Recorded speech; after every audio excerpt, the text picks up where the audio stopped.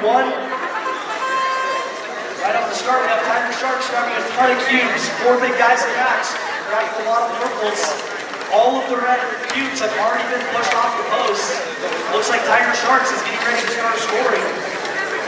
As they get some greens into their collection system, we have 4 big guys in backs lining up. They're going to get 4 purples into that goal.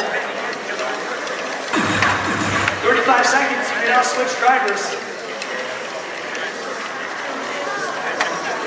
As we get to 25 seconds in the match, the Lions must make sure they switch drivers.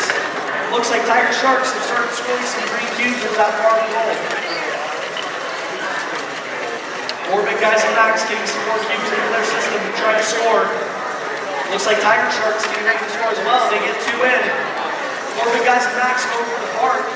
Tiger Sharks going for the last goal to get the uniform goal bonus.